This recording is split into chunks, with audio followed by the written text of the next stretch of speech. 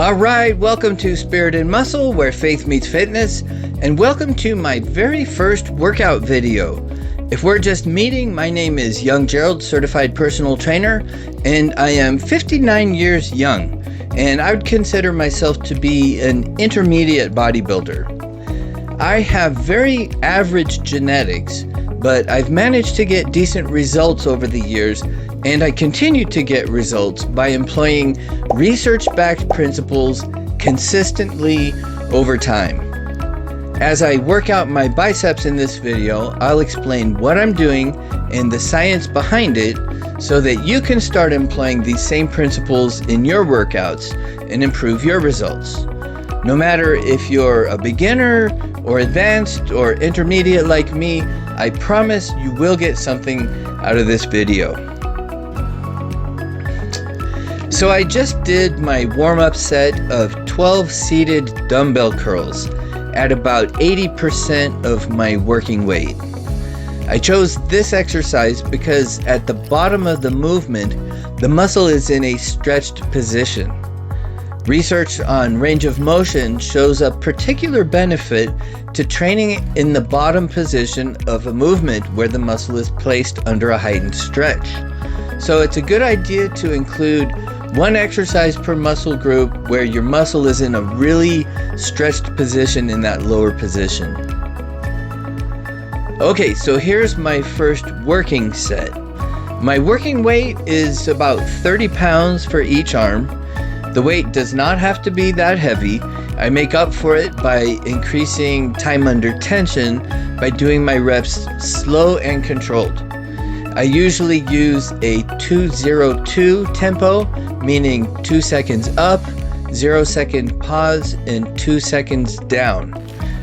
The research has shown that tempos ranging from half a second up to 8 seconds yield similar results.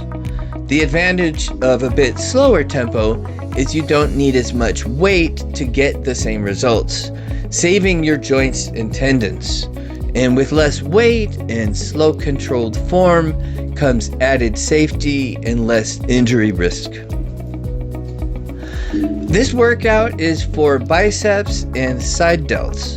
It's part of a modified push-pull leg split, but during this mesocycle, I have one workout a week dedicated to biceps and side delts only, since those are muscle groups I want to bring up. My back is pretty strong naturally, so hitting back only once a week for a few weeks isn't going to hurt anything. My second working set is 30 pounds again for about 10 reps this time. Since my last workout, I did 9 reps on this set. My goal is to always add a rep or add weight on every working set. Now, I don't always do that, but that's my goal, that's my general rule. And this is, of course, the principle of progressive overload, very well documented in the literature, which states that you must continually increase the demand on your muscles in order to achieve continued results. My third working set will be 7 reps. By the way, my rest intervals between sets is about 1 minute and 20 seconds. And yes, I do time it. The research says that longer rest periods, like 3 to 5 minutes between sets, is superior for maximum strength training. But for maximum hypertrophy, rest intervals of 30 to 60 seconds are optimal. Now, I have tried 30-second rest intervals, and honestly, I hated it. Each subsequent set was more fatiguing, and it honestly took the fun out of it. So I went up to 1 minute and increased it a little bit at a time till I found my sweet spot, which is about 80 seconds.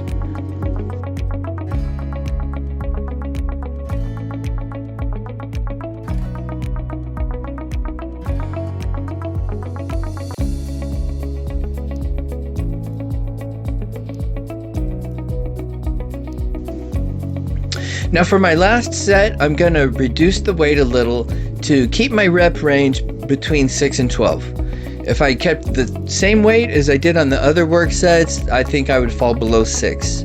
So now, regarding the best rep range for hypertrophy, Honestly, the research is mixed, probably since there's so many variables such as overall volume, rest intervals, etc.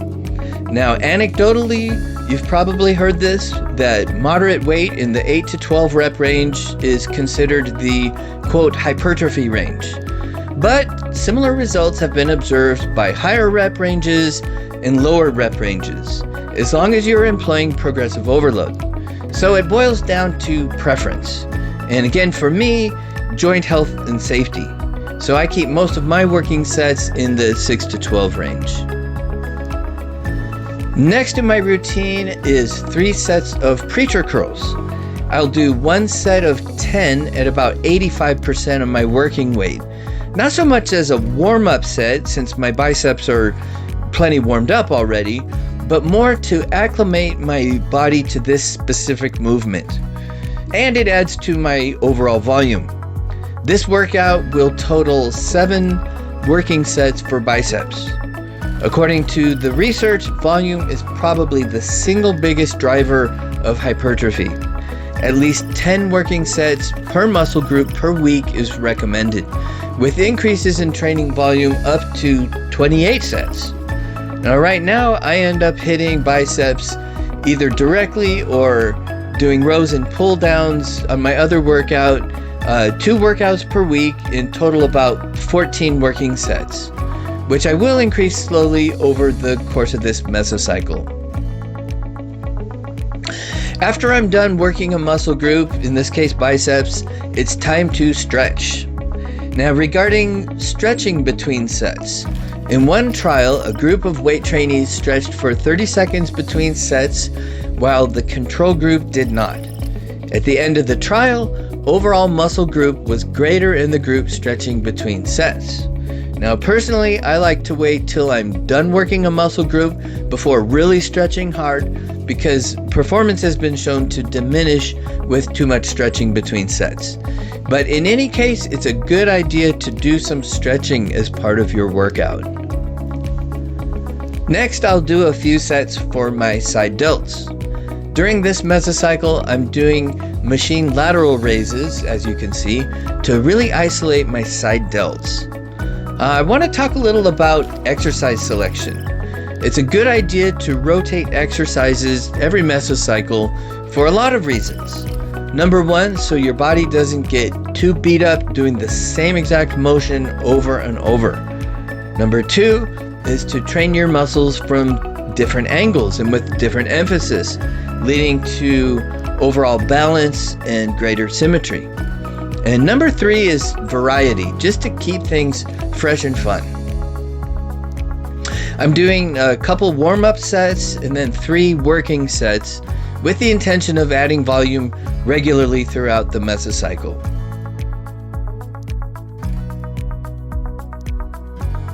And notice my range of motion on this movement. I don't want to go too high or my traps take over. I have a theory. I'd like to run it by you.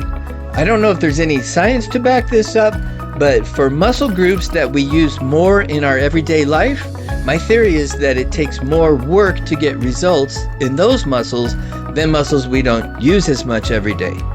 For example, biceps versus triceps. We use our biceps way more than triceps. Think about it. Lifting things, moving things, carrying things all day long. Now, my triceps respond very well to exercise compared to my biceps.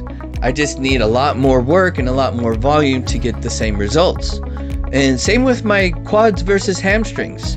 My quads, I mean, you're walking, you're up and down all day long, and your hamstrings get very little actual resistance type training. So for me, my hamstrings respond very well to just a few sets. But for my quads, I have to do a lot more volume and really hammer them to see results. So let me know in the comments below if you've noticed anything similar in your training experience. Now, in my opinion, side delts fall into this category. We're constantly using our delts in our everyday life. So like I said, my goal is going to be to add more weight, more reps, more volume regularly during this mesocycle. So here's my last few reps of my last working set, and I was able to add a rep.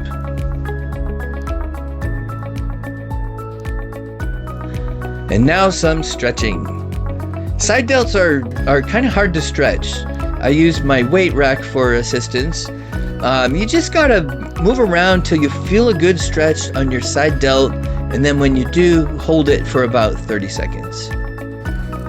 Hey, thanks for hanging out with me. I hope you picked up a tip or two to implement into your routine to get even more results. I do offer custom workout programs as well as personalized meal plans and one-on-one coaching. I'll leave some links in the description for some free resources I offer and information on my coaching programs. Click the top video for my top 10 tips for building muscle, or click the bottom one for more on actually reaching your fitness goals. God bless you, and I'll see you in the next video.